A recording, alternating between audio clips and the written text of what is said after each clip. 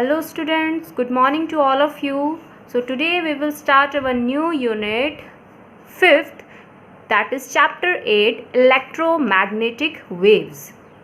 और इस यूनिट का ये एक ही चैप्टर है जो कि यहाँ पे इलेक्ट्रोमैग्नेटिक वेव्स के ऊपर बेस्ड है।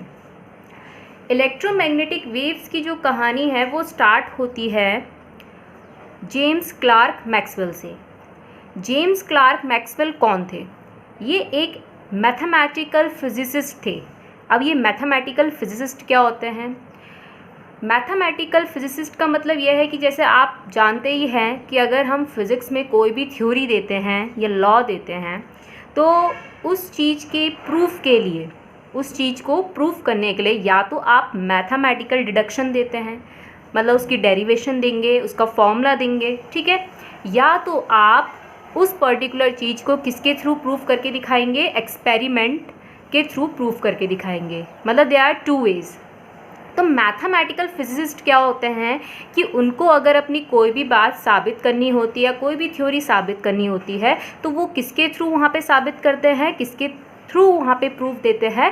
मैथमेटिकल डिडक्शन के थ्रू वहाँ पे प्रूफ देते हैं।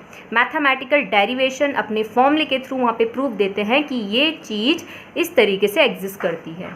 तो बात आती है कौन से लॉ की? एम्पियर्स सर्किटल लॉ की। एम्पियर्स सर्किटल लॉ की। एम्पियर्स सर्किटल लॉ आपने पढ़ा था प्रीवियस चैप्टर्स में, जो कि क्या होता है? The closed line integral of magnetic field is equals to mu naught times the total current threading the circuit। ये जो closed line integral है, close का मतलब यहाँ पे ये किस पर्टिकुलर इलेक्ट्रिक सर्किट पे एप्लीकेबल होगा? क्लोज्ड सर्किट के लिए एप्लीकेबल होगा, ठीक है। अब यहाँ पे जो हमारे जेम्स क्लार्क मैक्सवेल साइंटिस्ट हैं, उन्होंने क्या किया? एम्पियर सर्किटल लॉ को एक प्रूफ देना चाहा, एक फॉर्मूला देना चाहा। तो फॉर्मूला देने के लिए सबसे पहले उन्होंने खुद उसकी स्टडी करी होगी। तो उन्होंने देखा कि ये जो लॉ है एम्पियर सर्किटल लॉ, ये सारे के सारे इलेक्ट्रिकल सर्किट में एप्लीकेबल हो रहा था। बट एक जो यहाँ पे इलेक्ट्रिक सर्किट था या इलेक्ट्रिकल कंपोनेंट हम बात कर रहे हैं, कैपेसिटर, कैपेसिटर के केस में ये यहाँ पे फेल हो रहा था। क्योंकि आप सभी को पता है कि जो कैपेसिटर की प्लेट्स होती है, जैसे कि मैं पैरेलल प्लेट कैपेसिटर ले रही हूँ तो बीच से उसमें क्या रहता है? खाली रहता है, ठीक है, मतलब बीच में क्या है? गैप है। गैप है तो इट मीन्स कि जब मैं यहाँ पे इसके थ्रू कोई भी सर्किट, अगर यहाँ पे इलेक्ट्रिक सर्किट बनाऊँ जिसमें कैपेसिटर लगा हो, तो वो एक तरीके से ओपन सर्किट की तरह काम करेगा। क्यों? क्योंकि बीच में तो कोई वहाँ पे वायर नहीं है। तो करंट एक जगह से दूसरी जगह कैसे ट्रैवल करके जा रही है?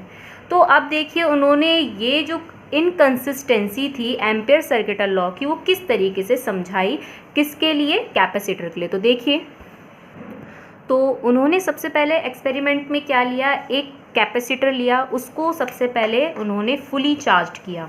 फुली चार्ज कैसे करेंगे? उसको एक energy source, external energy source के थ्रू कनेक्ट किया, और जैसे ही इसको कनेक्ट किया तो ये कैपेसिटर क्या हो गया? फुली चार्ज हो गया। जैसे ही कैपेसिटर फुली चार्ज हुआ तो उस कैपेसिटर को, फुली चार्ज कैपेसिटर प्लेट को उन्होंने किसके साथ यहाँ पे कनेक्ट कर दिया? एक रेजिस्टर के साथ कनेक्ट कर दिया, जिसका रेजिस्टेंस क्या है? आर है। तो आपको पता है कैपेसिटर ज़्यादा देर तक अपना चार्ज तो होल्ड करके नहीं पाएगा, क्योंकि उसका भी एक होल्डिंग टाइम रहता है। तो ये जो कैपेसिटर है वो डिस्चार्ज होना स्टार्ट हो जाएगा किसके थ्रू? इस रजिस्टर के थ्रू। और आपको पता है जब कैपेसिटर डिस्चार्ज होगा तो यहाँ पे जो चार्जेस फ्लो करेंगे, तो इट मीन्स जब चार्जेस फ्लो कर रहे हैं तो इट मीन्स उसमें करंट फ्लो करेगी। तो ये वायर के थ्रू जो करंट फ्लो करेगी, तो आपको पता है ये डायरेक्शन क्या होती है करंट की? पॉजिटिव से नेगेटिव की तरफ।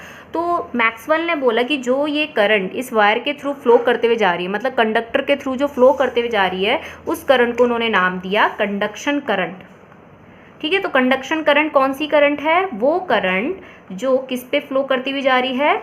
उस कंडक्टर या वायर के थ्रू फ्लो करती हुई जा रही है, ठीक है। अब यहाँ पे उन्होंने क्या करा? एम्पियर सर्किटल लॉ लगाने से पहले, अब आपको पता है एम्पियर सर्किटल लॉ लगाने के लिए इस पर्टिकुलर सर्किट में हमें क्लोज सरफेस बनानी पड़ेगी, ठीक है, मतलब इसको क्लोज करना पड़ेगा, क्योंकि यहाँ पे तो ये सर्किट क्या है, बीच से ओपन है, बीच में क्या है, कुछ भी यहाँ पे ट्रैवल नहीं करके जा रहा है करंट, यहाँ पे तो सिंपल क्या दिख रहा है, खाली दिख रहा है। तो उन्होंने इमेजिनरी, जैसे आप ज्योमेट्री में क्या करते हो, कंस्ट्रक्शन करते हो ना, तो वैसे ही उन्होंने क्या करा, यहाँ पे कंस्ट्रक्शन किया। कंस्ट्रक्शन में क्या किया उन्होंने, दो सर्फेसेस, एक तो कौन सी, एक प्लेट उस कैपेसिटर की, और दूसरा यहाँ पे वो वायर का जो पार्ट है जिसपे करंट फ्लो कर रही है वो, उन दोनों को उन्होंने क्लोज, एक यहाँ पे क्या कर दिया, क्लोज कर दिया, क्लोज कर दिया नहीं बल्कि यहाँ पे कंस्ट्रक्शन किया एक क्लोज्ड फिगर का, ठीक है। तो इस तरीके से यहाँ पे क्लोज सरफेस बना दी, जिसमें एक सरफेस हमने ले ली यहाँ पे S1, ये एक लूप है जिसने दो सरफेसेस को, यहाँ पे दो अलग अलग सरफेसेस को यहाँ पे क्या कर रखा है, क्लोज कर रखा है। ये है S2, ठीक है। S2 ने किसको इंक्लोज कर रखा है, इस चार्ज प्लेट को इंक्लोज कर रखा है, साथ ही साथ जो थोड़ा सा गैप बच रहा है बीच में इनके, उसको भी इंक्लोज कर रखा है। और S1 ने किसको इंक्लोज कर रखा, उस वायर को जिससे करंट फ्लो कर रही, कौन सी करंट, कंडक्शन करंट। तो अब यहाँ पे हम अप्लाई करेंगे दोनों क्लोज सरफेसेस के लिए एम्पियर सर्किटल लॉ। तो देखिए यहाँ पे हमने सबसे पहले S1 पे एम्पियर सर्किटल लॉ लगाया है। एम्पियर सर्किटल लॉ आपको पता है, close line integral of magnetic field लिखेंगे LHS में, equals to mu naught times the total current. अब ये बताइए इस वायर से कितनी करंट फ्लो करते हुए जा रही है, तो IC, तो मैंने यहाँ पे क्या लिख दिया, IC। तो दिस इज इक्वेशन फर्स्ट। ऐसे ही सिमिलर फॉर्म में हमें S2 के लिए क्या करना है, यहाँ पे एम्पियर सर्किटल लॉ लगाना है। LHS में सेम वही आएगा, क्या कि line, close line integral of magnetic field is equals to mu naught times the total current threading the circuit. अब ये बताइए इस वाले पॉइंट पे कोई करंट दिख रही है, कोई करंट हमें नहीं दिखाई दे रही है, क्योंकि यहाँ पे कोई कंडक्टर ही नहीं है बीच में स्पेस में, तो इसीलिए यहाँ पे क्या लिख दिया उन्होंने, 0 लिख दिया, because there is no current flowing through this part, तो 0 आ गया। तो अगर हम इसे टोटल कैलकुलेट करेंगे तो ये आएगा 0। इसे बनाते इक्वेशन सेकंड। अब हमें इक्वेशन फर्स्ट और सेकंड में दिख रहा है कि इन दोनों के RHS इक्वल नहीं निकल के आ रहे हैं, जबकि हमें पता है इनके LHS आपस में इक्वल है। तो ऐसा तो कहीं पे होता नहीं ना कि किसी के LHS इक्वल है लेकिन उनके RHS इक्वल नहीं निकल के आ रहे हैं। इसका मतलब ये है कि ampere circuital law, it means this law is not logically consistent for this circuit. वो इस सर्किट के लिए लॉजिकली कंसिस्टेंट नहीं है। अब यहाँ पे ये इनकंसिस्टेंसी उन्होंने कैसे क्लियर करी, तो उन्होंने बोला भाई करंट तो इधर से इधर तो जा रहा है, इट मीन्स कि बीच में यहाँ पे ऐसी क्या चीज़ है जिससे करंट इधर से इधर जा रहा है, बीच में कुछ ना कुछ तो होगा ही। तो अब देखिए उन्होंने क्या एक्सपेरिमेंट किया, उन्होंने एक मैग्नेटिक कंपास लिया। आपको पता है मैग्नेटिक कंपास की जो निडल होती है टिनी मैग्नेट से बनी होती है, और वो कब डिफ्लेक्ट करती है, जब उसे किसी एक्सटर्नल मैग्नेटिक फील्ड के अंदर रखा जाता है। तो उन्होंने सबसे पहले वो जो कंपास निडल है वो कहाँ पे रखी, इस S1 के नज़दीक, मतलब इस वायर के नज़दीक रखी जहाँ पे करंट फ्लो कर रही। तो आपको पता ही है ऑस्ट्रेड के एक्सपेरिमेंट के थ्रू जो उन्होंने प्रूव किया था 1820 में कि जो भी करंट कैरिंग वायर है वो अपने ऑल अराउंड एक मैग्नेटिक फील्ड क्रिएट करती है। तो जब हम मैग्नेटिक कंपास उसके पास लेके जाएंगे तो वो डिफ्लेक्ट करेगी करेगी, ठीक है। तो इट मीन्स वहाँ पे करंट ने अपना मैग्नेटिक इफेक्ट दिखाया, तो हमें पहले से पता है। अब मैक्सवेल ने वो जो छोटी सी मैग्नेटिक निडल है कंपास की वो किसके बीच में प्लेस करी, ये पैरेलल प्लेट कैपेसिटर के स्पेस के बीच में। अब जब यहाँ पे उन्होंने रखी है मैग्नेटिक निडल, तो उन्होंने देखा यहाँ पे भी वो मैग्नेटिक निडल वैसे ही डिफ्लेक्ट करी थी जैसे कि इस वाले पॉइंट पे। तो आपको पता ही है कि मैग्नेटिक निडल कब डिफ्लेक्ट करेगी, कि जब उसे कहीं पे एक एक्सटर्नल मैग्नेटिक फील्ड मिलेगा, और वो एक्सटर्नल मैग्नेटिक फील्ड यहाँ पे किसकी वजह से हो रहा होगा, जैसे यहाँ पे करंट की वजह से हुआ। तो ऑब्वियसली उन्होंने यहाँ पे ये चीज़ यहाँ पे प्रूव कर ली, उनको ये चीज़ पता लग गया कि बीच में, इसके स्पेस के बीच में भी कोई ना कोई एक करंट है जो हमें यहाँ पे दिखाई नहीं दे रही है। हमें यहाँ पे वो करंट क्या नहीं करती है, वो किसी भी वायर के थ्रू फ्लो करते हुए नहीं जाती है।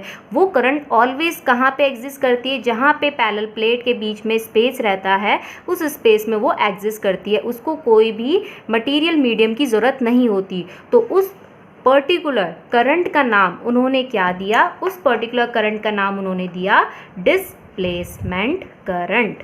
डिस्प्लेसमेंट करंट, ठीक है। तो वो करंट जिसको वायर की ज़रूरत नहीं पड़ी, जो यहाँ पे एक जगह से दूसरी जगह ट्रांसफ़र होते हुए गई, वो भी किस में, फ्री स्पेस में या एयर में। तो ऐसी टाइप की करंट को उन्होंने नाम दिया डिस्प्लेसमेंट करंट। तो अब आपके पास अगर क्वेश्चन आता है कि इस पर्टिकुलर सर्किट में कितनी करंट मौजूद है, तो यहाँ पे मौजूद है 2 टाइप की करंट। एक करंट जो वायर से फ्लो करती हुई जा रही है जो कि है कंडक्शन करंट, और दूसरी करंट कौन सी, जो स्पेस बिटवीन कैपेसिटर्स की प्लेट के थ्रू ट्रैवल करती जा रही है, वो है डिस्प्लेसमेंट करंट। और साथ ही साथ अभी हम यहाँ पे प्रूव करेंगे कि दोनों करंट का जो मैग्नीट्यूड है वो एक दूसरे के ही इक्वल होता है। बस फ़र्क क्या है, स्पेस की। यहाँ पे IC है और जैसे ही वो यहाँ पे आती है तो यहाँ पे वो अपना रूप बदल देती है, कौन सी करंट बन जाती है, डिस्प्लेसमेंट करंट बन जाती है। ये डिस्प्लेसमेंट करंट की भी जो प्रॉपर्टीज़ है सेम टू सेम किसकी तरह है, कंडक्शन करंट की तरह है। अब अगर मैं यहाँ पे इसकी कंसिस्टेंसी, अब यहाँ पे एम्पियर सर्किटल लॉ की कंसिस्टेंसी रिमूव करूँ तो मैक्सवेल ने अब कैसे करी, देखिए यहाँ पे पहली इक्वेशन तो वही निकल के आएगी जैसे हमने पहले निकाली थी। अगर मैं यहाँ पे S2 के लिए देखूँ तो S2 के लिए क्या होगा, B dot DL is equals to mu not. अब बताइए यहाँ पे कौन सी करंट है, डिस्प्लेसमेंट करंट, और डिस्प्लेसमेंट करंट को किससे इंडिकेट कराता है, ID से, इक्वेशन 2। और यहाँ पे उनके एक्सपेरिमेंट के थ्रू ने यही पता लगा कि जैसे वहाँ पे मैग्नेटिक डिफ्लेक्शन IC के लिए आ रहा था वैसे ही ID के लिए आया। इट मीन्स यहाँ पे IC किसके इक्वल है, ID के इक्वल है। जब IC ID के इक्वल होगी, therefore equation 1 is equals to equation 2। तो यहाँ पे कंसिस्टेंसी बन चुकी है, मतलब इन्होंने एम्पियर सर्किटल लॉ की इनकंसिस्टेंसी रिमूव कर दी, ये कह के कि कैपेसिटर के स्पेस के बीच में भी एक करंट फ्लो करती है जिसको हम डिस्प्लेसमेंट करंट कहते हैं। अब ये डिस्प्लेसमेंट करंट का ओरिजिन क्या है, किस वजह से डिस्प्लेसमेंट करंट प्रोड्यूस होती है, तो आपको पहले तो एक इसका फॉर्मूला याद रखना है, epsilon not d phi E upon dt। ये फॉर्मूला है डिस्प्लेसमेंट करंट का। अब ये है क्या, यहाँ पे डिस्प्लेसमेंट करंट कैसे प्रोड्यूस हुई, तो आपको पता है जो कैपेसिटर की प्लेट्स हैं वो चार्ज्ड हैं, ठीक है। अब जब हमने क्या करा, रजिस्टर के अक्रॉस से लगाया तो ये क्या होने लग गया, डिस्चार्ज होने लग गया इस रजिस्टर के अक्रॉस। धीरे धीरे यहाँ पे क्या होने लगेगा कि ये डिस्चार्ज होते होते इसका चार्ज कम होने लगेगा। चार्ज कम होगा तो इट मीन्स इसके स्पेस के बीच में जो इलेक्ट्रिक फील्ड है, इलेक्ट्रिक फील्ड भी क्या होने लगेगा, डिक्रीज़ होने लगेगा, मतलब वेरी करने लगेगा। तो इट मीन्स कि जो यहाँ पे कैपेसिटर की प्लेट्स के बीच में स्पेस है वहाँ पे इलेक्ट्रिक फील्ड वेरी कर रहा है, इलेक्ट्रिक फील्ड चेंज हो रहा है टाइम के रिस्पेक्ट में। और इलेक्ट्रिक फील्ड लाइंस जब यहाँ से एंटर करना, जो एंटर कर रही हैं या लीव कर रही हैं, वो अगर चेंज करे तो इट मीन्स उससे लिंक्ड जो इलेक्ट्रिक फ्लक्स है वो भी क्या हो रहा होगा, चेंज हो रहा होगा। तो due to rate of change of electric flux through the plates of capacitor, इसी वजह से इनके बीचों बीच कौन सी करंट प्रोड्यूस होती है, डिस्प्लेसमेंट करंट। तो डिस्प्लेसमेंट करंट कैसे प्रोड्यूस होती है, due to variation of electric field या फिर due to variation rate of change of electric flux, इसकी वजह से डिस्प्लेसमेंट करंट प्रोड्यूस होती है, ठीक है। तो आपको ये याद रखना। और साथ ही साथ इसका फॉर्मूला क्या होता है, epsilon not d phi E upon dt। यहाँ पे एप्सिलॉन नॉट क्यों आया है, क्योंकि यहाँ पे कैसा था, वैक्यूम था, वैक्यूम था, तो इसलिए हमने यहाँ पे कांस्टेंट क्या लगाया है, एप्सिलॉन नॉट लगाया है। और d phi E upon dt का मतलब जितना ज़्यादा rate of change of electric flux उतनी ज़्यादा अमाउंट ऑफ डिस्प्लेसमेंट करंट यहाँ पे प्रोड्यूस होगी। सो ऑरिजिन आपको पता चल चुका है डिस्प्लेसमेंट करंट का, it is produce due to the rate of change of electric flux या फिर varying electric field between the plate of capacitor, इसकी वजह से डिस्प्लेसमेंट करंट प्रोड्यूस होती है। तो जो अब एम्पियर सर्किटल लॉ है उनमें उन्होंने क्या करा, मॉडिफिकेशन किया। मॉडिफिकेशन का मतलब थोड़ा सा उसे इम्प्रूव करके लिखा। तो जो एम्पियर सर्किटल लॉ था अभी तक वो तो हम इतना ही लिख रहे थे, B dot DL is equals to mu not, कौन सी करंट थी, IC, कंडक्शन करंट। लेकिन अब यहाँ पे दोनों टाइप की करंट मौजूद है, IC प्लस ID। अगर स्पेस होगा तो ID और अगर वहाँ पे वायर होगी तो IC। तो इट मीन्स ये जो अब हमारे पास टोटल लॉ बना है, इस लॉ को मैं दोबारा से स्टेट कर देती हूँ।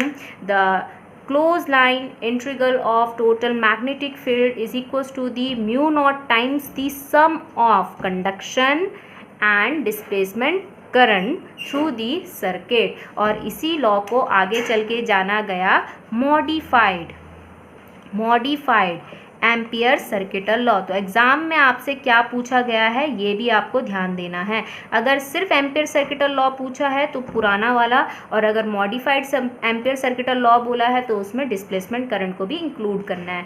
साथ ही साथ यहाँ पे इसको एक और लॉ से जाना जाता है, ये सिर्फ एम्पियर नहीं बल्कि इसमें मैक्सवेल का भी रोल था, तो इसलिए इसे बोला जाता है एम्पियर्स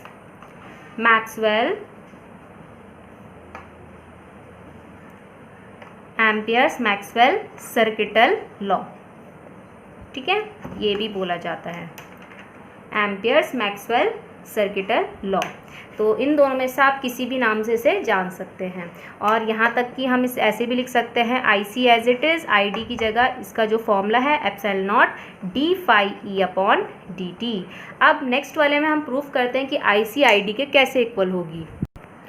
तो हम यहाँ पे कंसीडर वही करें जो हमने पहले किया था कि हमने एक चार्ज कैपेसिटर को एक रजिस्टर के अक्रॉस लगाया है जिससे वो डिस्चार्ज हो रहा है, और यहाँ पे करंट जो कंडक्शन करंट है वो पॉजिटिव से नेगेटिव की तरफ फ्लो कर रही है, और जहाँ पे स्पेस है किस पर्टिकुलर कैपेसिटर का, दोनों ये जो चार्ज पैरेलल प्लेट कैपेसिटर है बीच में इसके खाली स्पेस है जहाँ पे इलेक्ट्रिक फील्ड जनरेट हो रहा है फ्रॉम पॉजिटिव से नेगेटिव प्लेट की तरफ। ये आपको पता है इलेक्ट्रिक फील्ड लाइंस कहाँ से कहाँ की तरफ फ्लो करती हैं। ठीक है, तो सबसे पहले हम यहाँ पे निकालते इलेक्ट्रिक फील्ड ड्यू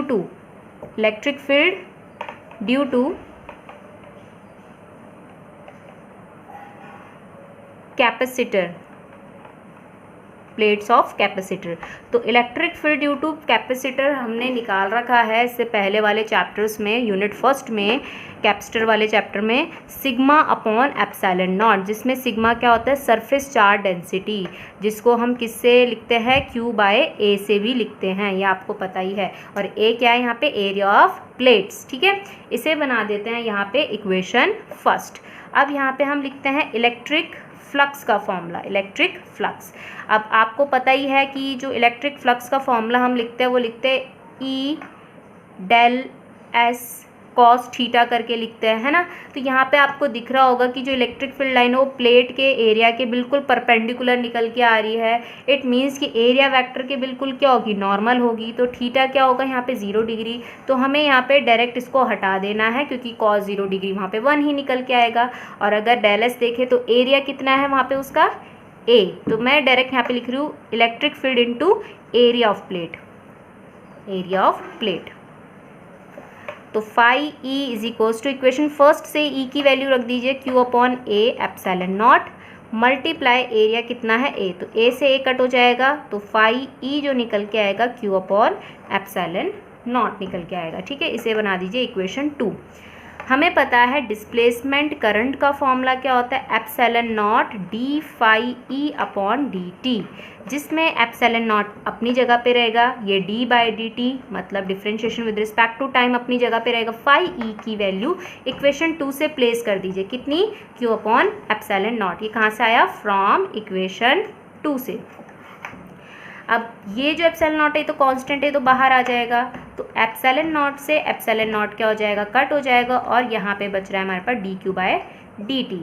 तो अब मुझे बताइए ID is equals to dQ/dt, ये फॉर्मूला आपने पढ़ रखा है कंडक्शन करंट का, इंस्टेंटेनियस कंडक्शन करंट का, जो कि क्या होता है dQ/dt।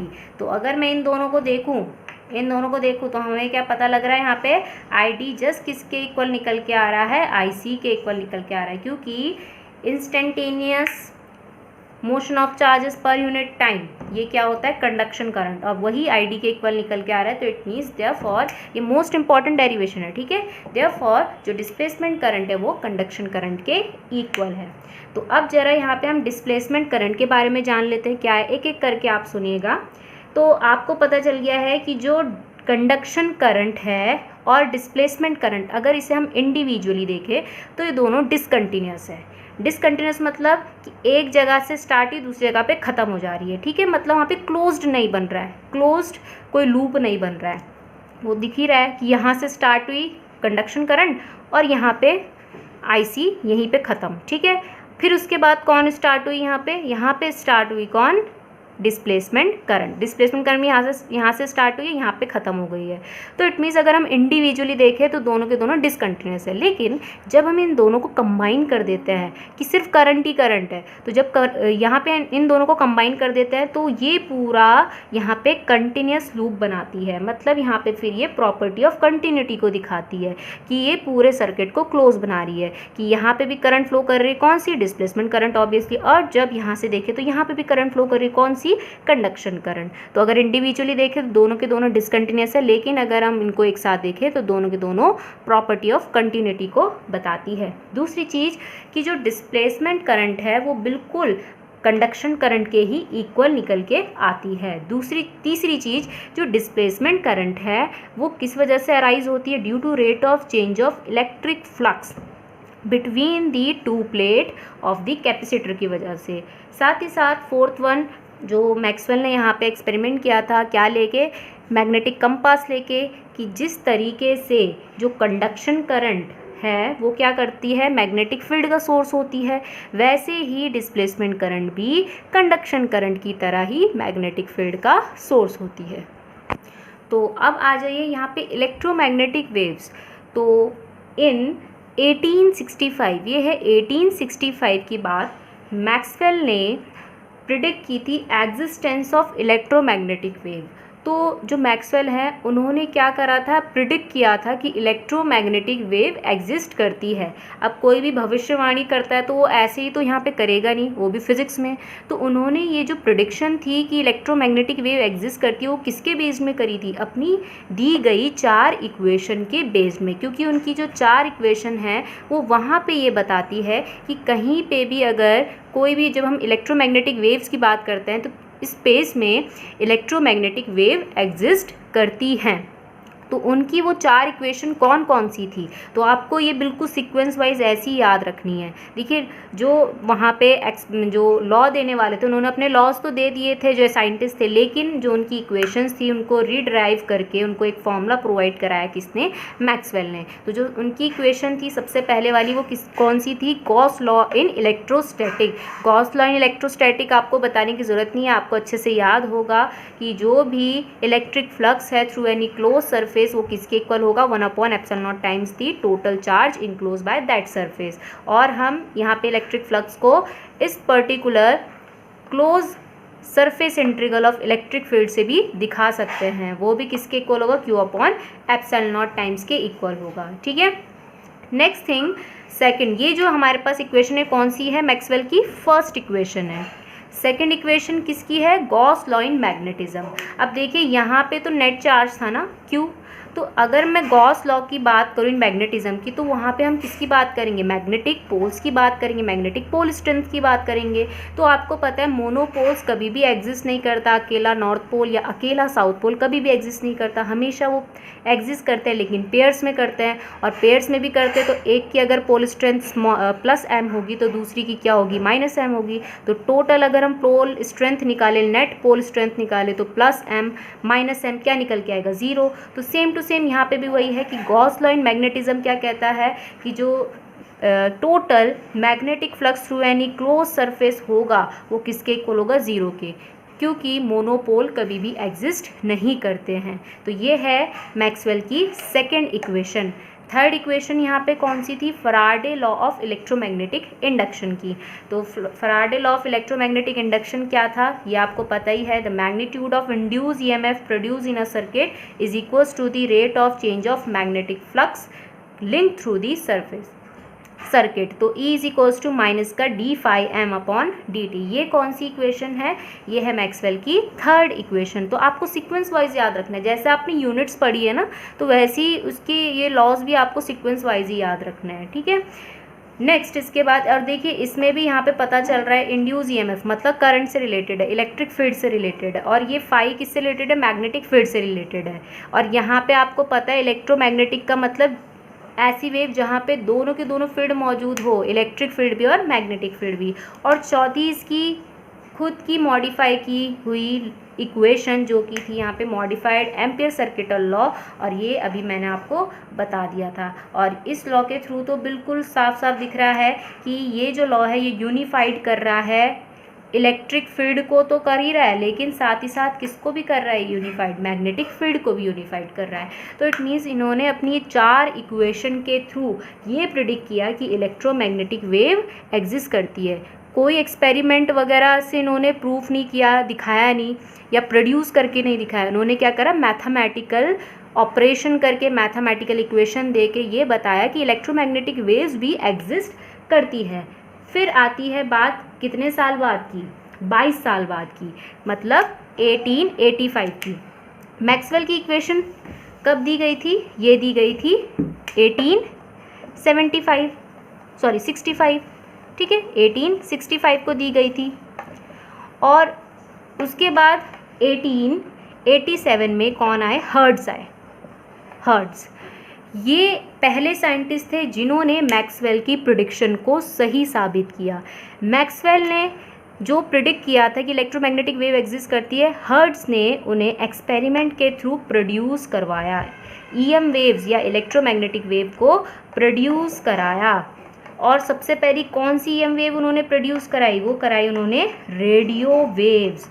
रेडियो वेव्स प्रोड्यूस करवाई, वो भी कितने मीटर की, 6 मीटर की। तो प्रोडक्शन जो हुआ ईएम वेव्स का वो किसने करा था, हर्ट्ज ने किया था। प्रिडिक्शन किसने किया था, मैक्सवेल, जेम्स क्लार्क मैक्सवेल ने किया था। साथ ही साथ मैक्सवेल ने ये भी बताया था कि जो ईएम वेव प्रोड्यूस होती है वो किसकी वजह से होती है। तो उन्होंने बोला कोई भी चार्ज पार्टिकल है इस दुनिया में, चार्ज पार्टिकल आपको पता ही है जिसने क्या कंटेन किया रहता है, पॉजिटिव या नेगेटिव चार्ज कंटेन किया रहता है। कोई भी चार्ज पार्टिकल अगर एक्सेलरेट कर रहा है, कोई भी चार्ज पार्टिकल अगर एक्सेलरेट कर रहा है, एक्सेलरेट का मतलब जिसकी वेलोसिटी पर यूनिट टाइम के हिसाब से चेंज होती रहेगी। एक्सेलरेशन का मतलब ये होता है कि उस चार्ज की वेलोसिटी क्या होती रहेगी, चेंज होती रहेगी। अब इस चार्ज को एक्सेलरेट कैसे किया जा सकता है मैं आपको बता दूं। जैसे कि आपने एलसी ऑसिलेटर्स पढ़े थे, एलसी ऑसिलेटर, ये ऐसे डिवाइस होते हैं जिनको हम ट्यून्ड सर्किट भी बोलते हैं, ठीक है, ट्यून्ड सर्किट भी बोलते हैं। ये एक ऐसे सर्किट डिवाइस होते हैं जो चार्ज पार्टिकल को एक्सेलरेट करते हैं और एक पर्टिकुलर फ्रीक्वेंसी की इलेक्ट्रोमैग्नेटिक वेव्स को प्रोड्यूस करते हैं या फिर कैच भी कर सकते हैं। तो इसीलिए याद रखना कि उन्होंने बताया था मैक्सवेल ने कि अगर किसी भी चार्ज पार्टिकल को हम एक्सेलरेट करते हैं तो उस केस में वो चार्ज पार्टिकल वहाँ पे प्रोड्यूस करता है एक वेरिंग मैग्नेटिक फील्ड, एक वेरिंग मैग्नेटिक फील्ड। और कहीं पे अगर वेरिंग मैग्नेटिक फील्ड मौजूद होता है या प्रोड्यूस होता है तो उसी के साथ साथ एक और फील्ड वहाँ पे वो प्रोड्यूस होता है, कौन सा, वेरिंग इलेक्ट्रिक फील्ड। तो it means accelerate charge particle, जहाँ पे भी एक्सेलरेट कर रहा है वो चार्ज पार्टिकल, वहाँ पे 2 फील्ड क्रिएट कर रहा है, varying magnetic field and varying electric field. Varying electric field किस फॉर्म में, सिनुसॉइडल फॉर्म में। सिनुसॉइडल का मतलब पीरियोडिकली साइन वेव्स की फॉर्म में, साइन वेव्स आपने पढ़ रखी है ना, ठीक है। सिनुसॉइडल फॉर्म में जो अपने मोशन को, अपने मैग्नीट्यूड को क्या करता रहेगा, वेरी करता रहेगा विथ रिस्पेक्ट टू टाइम के साथ साथ, और रिपीट भी करता रहेगा। तो जो एक्सेलरेट चार्ज पार्टिकल है वो प्रोड्यूस करता है varying magnetic field and varying electric field sinusoidally, which varies sinusoidally with time, and both field are perpendicular to each other. दोनों फील्ड कैसे प्रेजेंट होंगे, वहाँ पे एक दूसरे के परपेंडिकुलर प्रेजेंट होंगे। और साथ ही साथ यहाँ पे जो इलेक्ट्रोमैग्नेटिक वेव है उनका जो डायरेक्शन ऑफ ट्रैवल होगा वो कैसा होगा, इन दोनों के ही परपेंडिकुलरली ट्रैवल होगा, ठीक है। तो अब इसके नेक्स्ट लेक्चर में हम बात करेंगे कि जो इलेक्ट्रोमैग्नेटिक वेव है वो किस तरीके से अपना ट्रांसवर्स नेचर शो करती है।